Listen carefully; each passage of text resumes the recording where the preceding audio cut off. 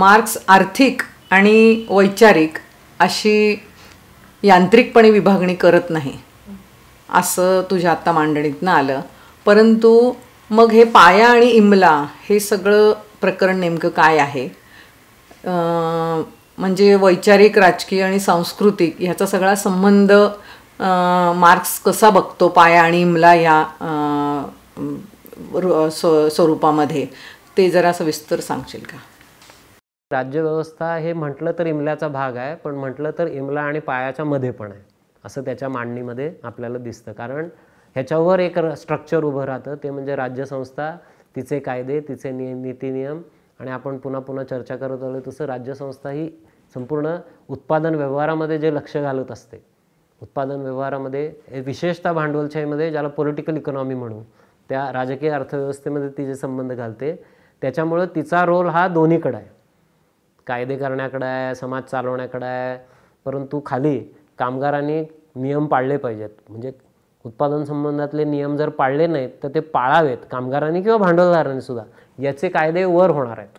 आणि ते कायदे पाळले जात आहेत की नाही राज्यसंस्था बघती आहे. म्हणजे ते कायदे आहेत आणि त्याच वेळेला ते उत्पादनाशी जोडलेले आहेत. त्यामुळं हा सेकंड लेवल येते. आणि म्हणून मग सगळी धोरणं राज्यसंस्थेचे कायदे हे ह्याच्याशी जोडले जातात. मग तिसरं जे लेवल येते सुपरस्ट्रक्चरचीच, त्याच्यामध्ये बाकी सगळ्या गोष्टी येतात. कायदे, आपलं हे धर्म, विज्ञान, कला, कल्पना प्रणाली, नीतितत्व, तत्त्वज्ञान वगैरे वगैरे वगैरे हे सगळं येतं. आता ह्या 3 लेवलमध्ये जो काही परस्पर संबंध आहे, ह्या परस्पर संबंधाची चर्चा करताना हा ढाचा मार्क्स मांडतो, हा प्रायमरीली भांडवलशाहीबद्दलचा ढाचा आहे. हे लक्षात घेतलं पाहिजे. म्हणजे ह्याचा काही उपयोग मगाशी मी म्हटलं तसं आधीचे समाज समजून घेण्यासारखा साठी होईल, पण डिट्टो जर आपण लावायला गेलो तर ते सुपर इम्पोज करणं आहे. या व्यवस्थेचं सगळं स्ट्रक्चर त्या व्यवस्थांवर, त्यांचे स्वतःचे स्ट्रक्चर्स थोडी वेगळी असणार आहेत. त्यामुळे आत्ता मी त्यात जात नाही. आत्ता आपण हे भांडवलशाहीपुरतं विचार विनिमय केला पाहिजे. आता ह्या सगळ्यामध्ये मगाशी जे आपण प्रश्न उपस्थित केले, त्या प्रश्नाचा संबंध ह्याच्याशी येतो की मग यांचं रिलेशन खालून वर आहे का वरून खाली आहे का एकमेकावर परिणाम करणार आहे. आता रेसिप्रोकल हा शब्द मार्क्स नाही वापरला आहे, एंगल्स नाही वापरलेला आहे. त्यामुळे ते एकमेकावर परिणाम करत नाही असं नाही, परिणाम करतं. पण मुद्दा असा आहे की मार्क्स आणि एंगल्सचं म्हणणं असं आहे की ते परिणाम करतं हे स्पेक्युलेटिव्हली, अनुमान धपक्याने आणि एक उगीच आपलं म्हणायचं म्हणून म्हटल्यासारखं न होता प्रत्येक गोष्टीचं कॉन्क्रीटली, एम्पिरिकली तुम्हाला शोधून अभ्यास करून दाखवता आलं पाहिजे आणि दाखवलं पाहिजे. हे त्यांचा महत्त्वाचा मुद्दा आहे की, आणि म्हणून तो असं म्हणतो की नॅचरल सायन्सेसच्या प्रिसिजननं तुम्ही पॉलिटिकल इकॉनॉमी समजून, पॉलिटिकल इकॉनॉमी ही फक्त भांडवलशाहीलाच लागू असलेला शब्द आहे, तो आधीच्या याला लागत नाही त्या अर्थी मार्क्सच्या संदर्भामध्ये. त्यामुळे पॉलिटिकल इकॉनॉमीचा वेध तुम्ही प्रिसिजननं घेऊ शकता. वरचं जे सगळं आहे त्याचा तेवढ्या प्रिसिजननी वेध घेता येत नाही, कारण ते फॉर्म ऑफ कॉन्शियसनेस ज्याला म्हणून मानवी जाणीवेचे भाग आहेत आणि त्याच्यामध्ये जुन्यातलं पण खूप आलेलं असतं. ते तो एंगल्स आणि मार्क्स कायम मांडतात की जुन्या समाजातलं आलेलं सगळं वैचारिक, सांस्कृतिक, सामाजिक जे आहे त्यातलं बरंचसं कॅरी ओव्हर केलं जातं, ते त्यात अडकलेलं असतं, वापरलं जातं वगैरे वगैरे. पण तो म्हणतो त्यातलं काय टिकवलं जाईल, काय घेतलं जाईल, नवं काय निर्माण होईल, याचे निर्णय होण्यासाठी किंवा त्याचा वेध घेण्यासाठी खाली काय चाललं हे आपल्याला बघायला पाहिजे. त्यामुळे पायाच्या मदतीनं आधी वैज्ञानिक पद्धतीने पाया समजून घेणं आणि पायाच्या मदतीनं इमला समजून घेणं, याचा अर्थ पाया पूर्णपणे इमला ठरवतो असं नाही. मगाशी मी म्हटलं तसं काही समाजात राजकीय गोष्टी डॉमिनंट असतील हे तो म्हणतो. म्हणजे याचा त्याच्यावर परिणाम होतो, त्याच्या ह्याच्यावर परिणाम होतो असं गुळगुळीत उत्तर देणं हे मार्क्सला अभिप्रेत नाही. तर तो होतो का, कसा होतो की नाही हे तुम्ही तपासून त्या म्हणजे उदाहरणार्थ भारत घेतला तर भारतातली आजची कॉर्पोरेट कॅपिटलिझम किंवा भारताची आजची अर्थव्यवस्था, तिची रचना, त्यातले वर्गसंबंध, त्यांचा सत्ता समतोल, त्यांच्या मारामाऱ्या ह्या कशा आहेत की ज्याच्यामुळं नेहरूवाद डिफीट झाला, काँग्रेसिझम डिफीट झाला आणि हिंदुत्ववाद वर आला, हे सांगता आलं पाहिजे असं मार्क्सचं म्हणणं आहे. हिंदुत्ववादही भांडवलदारांचा आहे आणि नेहरूंचा विचारही भांडवलदारांचा होता, इंदिरा गांधीचाही विचार भांडवलदाराचा, ते गोल गोल गोल गोल मार्क्सला मान्य नाही आहे. तो असं म्हणेल की 1960, 70, 80 मधला कॅपिटलिझम आणि 2010-20 मधला भारतातला कॅपिटलिझम याच्या राजकीय अर्थव्यवस्थेच्या पोटात शिरा, त्यातले उत्पादनाचे संबंध नीट तुम्ही उलगडा, वर्ग त्यातले उलगडा, त्यांचे संघर्ष उलगडा, मग त्यांचं नातं वेगवेगळे कायदे बदलण्याशी, धोरणं बदलण्याशी, विचारसरणी बदलण्याशी, नीतिमूल्य बदलण्याशी, JNUवर हल्ला करण्याशी न करण्याशी, करिक्युलम बदलण्याशी काय आहे याचं तुम्हाला दाखवता आलं पाहिजे, असं आहे ते. म्हणजे त्यामुळे आर्थिक घटक महत्त्वाचा आहे की नाही आहे, पण तो यांत्रिक पद्धतीनं नाही. मार्क्स ज्या पद्धतीने म्हणतो ती एक प्रगल्भता आहे आणि त्याच्यामध्ये एक डिसायझिव्हनेस उत्पादन व्यवहारांचा आहे, पण तो अशा पद्धतीने बघितला पाहिजे. आणि तो बघताना स्टेट हे त्याच्यावर काय परिणाम करतं आणि इन टर्न मग असंही दाखवता आलं पाहिजे की उदाहरणार्थ मीडिया किंवा कल्चर हे ज्या वेळेला नव्या बाजार व्यवस्थेचं व्यांगाड अग्रदल म्हणून काम करतं आहे, त्यावेळेला ते कशा रीतीनं कॅपिटलिझमला आत्ता मदत करतं आहे. मग अशी आपला प्रश्न निघाला होता की छोटे छोटे सॅशे विकले जातात किंवा क्रायसिसमध्ये, भांडवलशाही क्रायसिसमध्ये आपण 2च धंदे व्यवस्थित चाललेले दिसले मधल्या काळात, एक पोर्न इंडस्ट्री आणि दुसरी कल्चर इंडस्ट्री. त्यामुळं उलट असं आहे की जेवढी मंदी जास्त तेवढी पोर्न इंडस्ट्री जास्त चालते असंही दिसतं बऱ्याचदा. कारण रिकामपं असलेल्या माणसांना फ्रस्ट्रेशनमधून बाहेर यायचं आहे तर त्यातल्या त्यात काय करायचं ते तेवढंच बघायचं, असं जगभरामध्ये होताना दिसतं. त्यामुळे त्या धंद्यात मंदी नाही असंही होऊ शकतं कदाचित. आणि वाईट गोष्टीनं म्हणजे देह विक्री करण्याशिवाय मार्ग नाही असं जर झालं तर तेही होतं. म्हणजे थोडक्यात कॅपिटलिझमचा क्रायसिसचा असा वेध घेता आला पाहिजे की कल्चरचं आज जे काय चाललेलं आहे त्याचा वेध आपल्याला नीट घेता आला पाहिजे. आणि कल्चरमधून जर विशिष्ट प्रकारची प्रोडक्ट्स आणि विशिष्ट प्रकारची जीवनशैली विकली जात असेल बाजारपेठेमध्ये, त्याच्या आधारे कॅपिटलिझमला पुढं जायला मदत केली जात असेल तर ती कशी गेली जाते असं दाखवता आलं पाहिजे. पण त्याच्यामध्ये हा जैव संबंध आहेच. पॉलिटिकल इकॉनॉमी मार्ग जे म्हणतो त्याच्यापासून सुटका नाही आणि त्यात तो अजिबात मागे पुढे बघत नाही. त्यामुळं सगळं गोलगोल आहे असं म्हणायची गरज आहे असं मला वाटत नाही. आपण हा स्पष्टपणाने म्हणू शकतो, म्हटलं पाहिजे, पण ते कसं आणि काय होतं अशा पद्धतीने आपल्याला दाखवता आलं पाहिजे. उदाहरणार्थ मी बऱ्याचदा ते चर्चा करताना म्हणतो तसं की कल्चरल थिअरीजमधल्या 20-30 वर्षात खूप आल्या जगामध्ये एक्सप्लेनेशन द्यायच्या की मानवी संबंध, इतिहास, माणसांच्या मारामाऱ्या, कल्पना प्रणालींच्या मारामाऱ्या, त्यासाठी कल्चरल स्टडीज सेंटर सुरू झाली, युनिव्हर्सिटींमध्ये कल्चरल आला, अमुक तमुक झालं आणि खूप कल्चरचं पोस्ट मॉडर्निझमच्या सगळ्या विचाराला कल्चरल टर्न असंही म्हटलं गेलं. म्हणजे संस्कृतीचा विचार करणं याच आधारे आता मानवी समाज आपण समजून घेऊ शकतो असं एक मोठ्या प्रमाणावर आलं. ते बरोबर होतं. पण नंतर असं दिसलं की असं मोठ्या प्रमाणावर झालं पण तरी भुस्स झालं, कारण पोस्ट मॉडर्निझमने काही मार्गच काढला नाही. In fact post modernism is cultural expression of late capitalism असंच म्हटलं गेलं उलटं पुन्हा. मग आता काय करायचं? मग आता पोस्ट मॉडर्निस्ट कल्चरवाल्या मंडळींनी असं केलं की कल्चरला आता आर्थिकची जोड दिली पाहिजे आणि मग सांस्कृतिक विचार आणि आर्थिक विचार ह्यांची बेरीज सुरू झाली.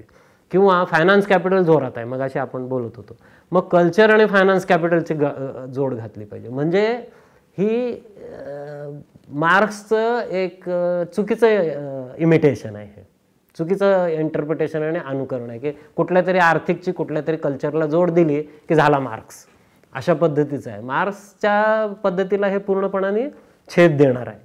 नुसतं आपलं बाजारपेठेचे आणि कल्चरची सांगड घाला, फायनान्स कॅपिटलची कल्चरची सांगड घाला, चंगळवादाची आणि कल्चरची सांगड घाला, सांगड आहे. परंतु मार्क्सच्या पद्धतीने बघायचं तर आज जागतिक किंवा भारतीय कॅपिटलिझमचं ॲक्च्युअल स्ट्रक्चर काय, त्याचे फॉर्म्स ऑफ रिलेशन्स काय आहेत आणि त्यातून हे काय इमर्ज होती, ही गरज का निर्माण होती आहे कॅपिटलिझमला. 20 वर्षापूर्वी भारतामध्ये सामाजिक न्याय आणि धर्मनिरपेक्षतेची का गरज होती आणि आता आपल्याला धर्मनिरपेक्षतेचा चुथडा करून सामाजिक न्यायाची ऐशी तैशी करणारा संपूर्ण निओ फॅसिस्ट नवहिंदुत्वात का गरज निर्माण झालेली आहे इथल्या व्यवस्थेची. याचं एक्सप्लेनेशन जर द्यायचं झालं तर असं तुम्हाला त्याच्या पोटात जावं लागेल, हे त्याचं म्हणणं आहे. त्यामुळं हे जे त्रिस्तरीय त्याचा जो ढाचा मी म्हटलं तो मोकळा केला तर आपल्याला कळायला जास्त मदत होते असं माझं म्हणणं आहे. म्हणजे हिस्टॉरिकल मटेरियलिझम किंवा त्याची जी मांडणी आहे ऐतिहासिक भौतिकवादाची ती अधिक शास्त्रीय पद्धतीने बहुअंगानं आपल्याला बघता येते. आता ह्यातला आणखीन एक महत्त्वाचा भाग आहे, तो मला थोडा मांडायचा आहे. इतिहास कसा समजून घ्यावा समाज कसा समजून घ्यावा, विश्लेषण कसं करावं आणि ढाचा हाच धरून, पाया इमला हे धरून, पण ते विकसित पद्धतीने. त्याला unpacking the base superstructure metaphor असं म्हटलेलं. म्हणजे जे काही हे मांडलं गेलं आहे ते जरा आणखीन खुलं करायचं, मोकळं करायचं, ढिलं करायचं आणि उलगडून बघायचं. तर ते उलगडून बघण्याचाही एक चार्ट आपण बघूया, म्हणजे त्या चार्टच्या मदतीने जास्त समजून घेता येतं का. आणि हा चार्ट इतर तज्ज्ञांनी जो वापरला आहे तो आणखीन मॉडिफाय करून मी इथे आत्ता वापरलेला आहे. तर तो चार्टचा आपण मार्क्सच्या एकूण चिंतनाचा गाभा काय आहे ते लक्षात घेऊन तो बघितला पाहिजे. मार्क्सच्या विचारामध्ये संपूर्ण निसर्गाबद्दलचा जो विचार आहे तो आपण पायाभूत आहे हे लक्षात घेतलं पाहिजे. म्हणजे तो त्याच्या बेस आणि सुपरस्ट्रक्चरचा भाग आहे असं स्वतः सांगत नाही, पण तो अगदी कॅपिटलपर्यंत सगळीकडं इकॉनॉमिक अँड फिलॉसॉफिक मॅन्युस्क्रिप्ट 1844 पासून कॅपिटलपर्यंत सगळीकडे पुन्हा पुन्हा हे दाखवतो की अख्खा उत्पादन व्यवहार, मानवी अस्तित्व हे निसर्गाच्या कुशीत चालू आहे आणि निसर्गाशिवाय ते शक्य नाही आहे. आणि त्याचं एक सुंदर वाक्य पण आहे की पृथ्वी ही कशी अखिल मानवजातीची आहे आणि जर का आज जसं आपल्याला एका माणसानं दुसऱ्या माणसाला गुलाम करणं हे घृणास्पद वाटतं, तसं पुढच्या पिढ्यांना पृथ्वी किंवा जमिनीची मालकी काही लोकांच्या हातात असणं हे तितकंच घृणास्पद वाटेल. आणि एका नव्या समाजात ज्या वेळेला आपण जाऊ त्यावेळेला आपण निसर्गाची काळजी कशी घेतली पाहिजे, एखाद्या उत्तम कुटुंब प्रमुखाप्रमाणे आपण निसर्ग सांभाळून पुढच्या पिढ्यांच्या हवाली केला पाहिजे वगैरे वगैरे असं सगळं त्याचं म्हणणं आहे. आणि तो ज्या वेळेला 1875मध्ये क्रिटिक ऑफ गोता प्रोग्राम म्हणून एक त्याचं छोटंसं लिखाण आहे, त्याच्यातही तो असं म्हणतो की काही लोक असं मानतात की संपत्ती ही फक्त श्रमातून तयार होते, पण हा मूर्खपणा आहे. आणि व्हॅल्यू ही श्रमातून तयार होते, पण व्हॅल्यू ही कॅपिटलिस्ट कन्सेप्ट आहे. आणि व्हॅल्यू आणि संपत्ती यात फरक आहे. संपत्ती ही पूर्वीपासून पुढेपर्यंत असणार आहे, व्हॅल्यू ही कॅपिटलिझम नंतर निघून जाईल असं त्याचं म्हणणं आहे. त्याचे आपण चर्चा वेगळ्या ठिकाणी केली आहे. पण त्याचं म्हणणं असं की वेल्थ ही निसर्ग आणि मानवी श्रम यातून तयार होत असते. आणि हे सगळ्या समाजवाद्यांनी लक्षात घ्यायला पाहिजे, कारण त्यावेळेला जर्मन सोशल डेमोक्रॅटिक पार्टीनं जे डॉक्युमेंट काढलं होतं ते त्याला पटलं नव्हतं, म्हणून त्यानं टीका केली. त्याच्या म्हणण्याचा अर्थ असा की मानवी श्रम आणि निसर्ग हे मिळून संपूर्ण संपत्ती तयार होत असते. त्यामुळे निसर्ग हा त्याच्या सिस्टीममध्ये पायाभूत आहे. म्हणून आता हे जर पाया आणि इमला मांडायचं झालं तर त्याला आपण असं म्हणूया की सबस्ट्रक्चर, म्हणजे पायाच्या पायाशी संपूर्ण बायोफिजिकल वर्ल्ड हे मार्क्सला अभिप्रेत आहे. संपूर्ण निसर्ग हा अभिप्रेत आहे आणि तो लक्षात घेतला पाहिजे. त्याचं डिस्ट्रक्शन हे माणसानं स्वतःचं conditions of production and conditions of एक्झिस्टन्सचं डिस्ट्रक्शन आहे, हे त्याला सतत तो आपल्याला भान देत असतो. आणि ते जर आपण लक्षात घेतलं तर आजचा सगळा पर्यावरणीय प्रश्न त्याच्यात कसा इंटिग्रेटेड आहे हे समजायला हा स्कीमा आपल्याला मदत करतो. त्याच्यावर मगाशी मी जे मांडलं की उत्पादन शक्ती आणि उत्पादन संबंध मिळून बनणारं उत्पादन पद्धती आणि त्याच्यावरती राज्यसंस्थेचं सगळे व्यवहार, हा ढाचा तसाच आहे. त्याच्या वरच्या टप्प्यावरती जाऊन आपण थोडा विचार केला पाहिजे असं मला वाटतं. की एक कल्चरल उदाहरण घेऊया आपण आणि त्या आधारे आपण थोडंसं बोलू शकतो. म्हणजे समजा आपण एक सिरियलची स्क्रिप्ट घेतली. आता ह्या स्क्रिप्ट हे कल्चरल प्रोडक्ट आहे, हा एक सांस्कृतिक वस्तू आहे. ती काही नेहमीची भौतिक वस्तू नाही आहे. तर मार्क्सच्या पद्धतीने बघायचं झालं तर काय दिसेल तर स्क्रिप्ट तयार करायला कागद लागतो, शाई लागते वगैरे वगैरे, या अर्थी ती भौतिक आहेच. स्क्रिप्ट लिहिणाऱ्या माणसाला खावं लागतं, कपडे घालावे लागतात, याही अर्थी ती भौतिक आहेच. पण मार्क्सचा भौतिकवाद इतका क्रूड नाही आहे, तो जरासा शहाणा आहे. त्यामुळे ह्याच्या पलीकडचं रिलेशन काय आहे असं जर आपण बघितलं तर आपल्याला असं बघावं लागेल की उत्पादनाचा जो समाजामध्ये व्यवहार सुरू आहे, या उत्पादन व्यवहारामध्ये वेगवेगळ्या ब्रँचेस ऑफ इंडस्ट्रीज आहेत, वेगवेगळे उत्पादनाच्या शाखा आहेत. त्यातली एक शाखा ही एंटरटेनमेंट किंवा कल्चरल इंडस्ट्री म्हणूया आपण. कल्चरल इंडस्ट्री त्याच्यापेक्षा ब्रॉड शब्द कॉन्शियसनेस इंडस्ट्री असा अलीकडे वापरला होता, की मानवी जाणीवांशी संबंधित जी उत्पादनं आहेत ती सगळी कॉन्शियसनेस इंडस्ट्री. त्याच्याशी जोडलेलं कल्चर इंडस्ट्री ती अधिक व्यापक आहे. हे कॉन्शियसनेसपेक्षा जरा कमी, पण तीसुद्धा व्यापक आहे. त्याचा एक भाग म्हणजे आपण ज्याला म्हणू एंटरटेनमेंट इंडस्ट्री. एंटरटेनमेंट इंडस्ट्रीचं स्वतःचं पुन्हा पॉलिटिकल इकॉनॉमी कामच करत असते. एंटरटेनमेंट इंडस्ट्रीचा एक भाग म्हणून आपण असं धरूया की केबल वरती काय वेगवेगळ्या प्रकारची उत्पादनं देणारा एकता कपूरचा बालाजी ग्रुप आहे. आता बालाजी ग्रुपमध्ये सगळा जो काही व्यवहार चालला आहे त्या व्यवहारामध्ये एक स्क्रिप्ट रायटर बसलेला आहे आणि तो स्क्रिप्ट रायटर ती एक स्क्रिप्ट तयार करतो की जी स्क्रिप्ट त्या सगळ्या बालाजीच्या जे काय नवीन सिरियल तयार करायची आहे एक 25,000 एपिसोडची वगैरे त्याच्यासाठी तो ते लिहून देतो आहे. आता ह्या प्रत्येकाचं एक इंटरनल रिलेशन आहे आणि हे रिलेशन अर्थव्यवस्थेच्या आणि राज्यव्यवस्थेच्या आणि उत्पादन व्यवस्थेच्या संदर्भामध्ये आपण बघू शकतो. त्यामुळे कल्चरल प्रॉडक्ट असून सुद्धा ते कुठेतरी 2010 मधल्या किंवा इसवी सन 2000 मधल्या न्यू लिबरल कॅपिटलिझममध्ये जिथं टेक्नॉलॉजिकल रेव्होल्युशन 4थी किंवा 5वी वगैरे झालेली आहे आणि जिथे 700 किंवा 1000भर चॅनल असलेले एक इंडस्ट्री आहे आणि त्या कॉन्टेक्स्टमध्ये हा एक इंडस्ट्रीयल ग्रुप आहे जो एंटरटेनमेंट इंडस्ट्रीवाला आहे. त्याची एक विशिष्ट ऑर्डर आहे, सो कॉल्ड ऑडियन्सची एक मागणी आहे किंवा ऑडियन्सचा कॉन्शियसनेस मोल्ड करायची ऑर्डर अमुक एका कंपनीकडून आलेली आहे स्पॉन्सरकडून आणि त्यातून ते घडतंय. म्हणजे असं जर प्रत्येक गोष्टीचा विचार केला तर आपल्याला असं दिसेल की पाया आणि इमल्याचं रिलेशन तर आहे, that is not 1 to 1, that is mediated continuously. प्रत्येक लेवलवर माणसांची क्रिएटिव्हिटी काम करते. एकता कपूरची क्रिएटिव्हिटी पण काम करते, त्याच्या स्क्रिप्ट रायटरची पण करते, डायरेक्टरची पण करते आणि प्रत्येकजण ते करून जरा वेगळं पण करतोय. म्हणजे इनफॅक्ट आपल्याला असं दिसेल की अशाच संस्थेच्या मदतीनं एखादी सिरियल तयार करत असताना ती सिरियलमध्ये कदाचित अँटी कॅपिटलिझमचा मेसेजही येऊ शकतो. हा त्या लेवलवरती ऑटोनॉमी पण आहे आणि ही किंवा प्रोटेस्ट असू शकतो किंवा सबवर्जन असू शकतं. आता नेटफ्लिक्समधलं जर ते तुझ्या मोझार्ट इन जंगल बघितलं तर ते मध्ये मध्ये कम्युनिस्ट सगळे मेसेज देत जातो. तो चे गवेराचा आहे आणि तो स्वतः शेवटी बाहेर फेकला जातो, पण तो एका स्त्रीला कोरिओग्राफर म्हणून तिनं उभं व्हावं ह्याच्यासाठी जमेल तेवढी मदत करत जातो आणि सगळ्या वर्किंग क्लासच्या स्ट्राईक बरोबर आहे आणि ते सगळे म्युझिशियन्स वर्किंग क्लास आहेत वगैरे वगैरे वगैरे. असं प्रत्येक ठिकाणी देर इज अ स्पेस आणि देर इज ऑटोनॉमी. ती ऑटोनॉमी ती स्पेस ही पूर्ण नातं तुटलेलं नाही आहे त्या पॉलिटिकल इकॉनॉमीशी. असं जर आपण समजून घेतलं तर मग मार्क्सचा जो पाया आणि इमला पद्धतीने इतिहास बघणं आहे ते अधिक आपल्याला गुंतागुंतीसकट बघता येतं. आणि हे करत असताना प्रत्येक संहितेची निर्मिती तिची समीक्षा हे म्हटलं तर टोटली कल्चरल वैचारिक प्रॉडक्ट आहे. ते काही इकॉनॉमिक प्रॉडक्ट नाही आहे, परंतु त्याचं नातं हे याच्याशी अशा रीतीनं जोडलेलं आहे हे आपल्याला दाखवता येतं. मी त्या मानानं हा शॉर्टकट घेतला, म्हणजे 5-7च स्टेप दाखवल्या. प्रत्यक्ष समाजात कदाचित 120 स्टेपसुद्धा असू शकतील, म्हणजे ह्या मेडिएशनच्या प्रक्रिया अनेक घडत असतील.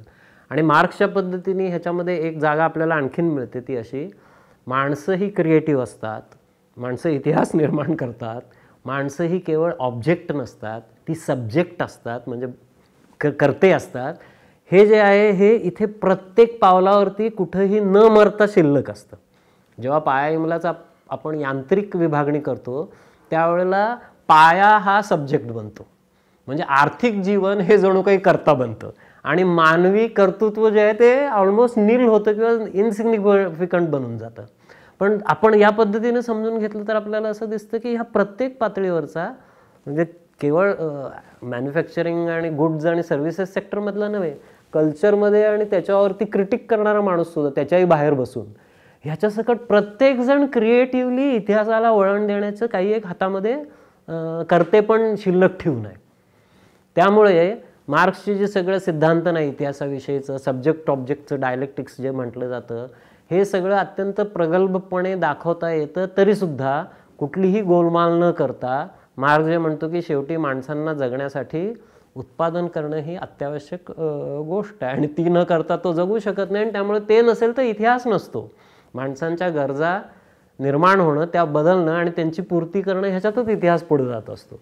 तर हे जे मूळ सूत्र आहे हे कॅपिटलिझमच्या ह्या महाजगड्याळ प्रकरणामध्ये सुद्धा with all complexity, hundreds of मेडिएशन सगळं असलं तरी शेवटी हे शिल्लक राहतं आणि ते रिअसर्ट करतं की मटेरियल लाईफ हे या पद्धतीने जगत असताना माणसं एक त्याचा भाग आहेत, त्याच्या आधारे काहीतरी लॉजिक त्यांचं डिटरमाइन होतं आहे, पण दे आर नॉट टोटली कठपुतली. ते काहीतरी डिटरमाइन करू शकतात कल्चरच्या फील्डमधून सुद्धा. आता मी हे कल्चरबद्दल उदाहरण मुद्दाम घेतलं, हे तुम्ही ट्रेड युनियनमध्ये घेतलात तर अधिक आपल्याला दाखवता येईल की ट्रेड युनियनमधल्या कामगाराच्या जागा तर अधिक जास्त आहेत, त्या ट्रॅडिशनली माहितीच्या आहेत. किंवा तुम्ही फेमिनिस्टांची मांडणी घेतली की डोमेस्टिक लेबर आणि डोमेस्टिक व्हायलन्सच्या विरुद्ध स्त्रिया काय करू शकतात, किंवा पर्यावरणाचा मुद्दा घेऊन माणसं काय करू शकतात, अशा अनेक फील्डमधली ही सगळी जी काही या सगळ्या, ज्याला मी उपनय, डी.के. बेडेकरांचा शब्द आहे उपनय असा आहे मेडिएशनला, म्हणजे तो बदल घडवणारी, कोणाच्या तरी माध्यमातून बदल घडणारी प्रक्रिया असं आपण साध्या भाषेत म्हणूया. ती डायरेक्ट नाही आहे, माध्यमातून घडते, म्हणून ते मेडिएशन आहे. आणि ते घडताना ते मेडिएट करणारी व्यक्ती ही बरं वाईट काही करू शकते. या अर्थी पाया आणि इमला हा उलगडून जर बघितला तर इतिहासाविषयीची जी मार्क्सची सगळी मेथडॉलॉजी आहे, पद्धती आहे, ती खूप महत्त्वाची आणि आज देखील पॉवरफुल आहे. आणि मग आपल्याला कृत्रिमरित्या कल्चर आणि फायनान्स कॅपिटल, कल्चर आणि मार्केट एकत्र आणायची गरज न राहता culture, market, finance capital, technology हे सगळं कुठल्या लॉजिकमध्ये एकमेकाशी जोडलेलं राहतं हे जास्त पद्धतशीर बघता येतं. किंवा कल्चर हे कॅपिटलिझमला, मार्केटला पुढं जायला आज कुठे आणि का मदत करतं आणि कुठे ते सबवर्जन आणि प्रोटेस्ट करतंय असंही आपल्याला दाखवता येतं. या सगळ्यासाठी ही स्कीम किंवा हा चार्ट जो आहे हा उपयोगी पडतो असं मला वाटतं. त्यामुळे मानवी इतिहासाची जी सगळी गतिमानता आहे आणि त्यातलं जे काय आंतरविरोध आहेत आणि त्यातले जे सगळे तणाव आहेत आणि त्या सगळ्या ज्या क्रिएटिव्ह जागा आहेत त्या समजून घ्यायला पाया आणि इमला हे एरवी अत्यंत विवाद्य असलेलं प्रकरण आजही उपयुक्त आहे. आणि आता सगळेच हे मान्य करायला लागलेत पुन्हा क्रूडली की भांडवलशाहीमध्ये आता इकॉनॉमिक फॅक्टर फार महत्त्वाचा झालेला आहे. म्हणजे खुद्द कॅपिटलिझमपासून सगळं जग आता इकॉनॉमिक्स भोवती फिरतं हे ते मान्य करायला लागले. त्यामुळं आपल्याला उलट्या बाजूनं जाऊन सांगावं लागणार आहे की नुसतं इकॉनॉमिक्स नव्हे तर संपूर्ण पॉलिटिकल इकॉनॉमी, आणि नुसती पॉलिटिकल इकॉनॉमी नव्हे तर संपूर्ण उत्पादन व्यवहार की जो पॉलिटिकल इकॉनॉमीमध्ये मोजला जात नाही असा. उदाहरणार्थ एखाद्या आदिवासीचं उत्पादन किंवा घरातल्या स्त्रीनं केलेले श्रम हे आजच्या पॉलिटिकल इकॉनॉमीमध्ये येत नसतील. त्याच्या सकट जर आपण हा लक्षात घेतलं तर एक नवा मोठा बदलाचा आपल्याला टूल हातामध्ये येऊ शकतं. असं आपल्याला मार्क्सच्या ऐतिहासिक मीमांसा पद्धतीचा आज उपयोग होऊ शकतो.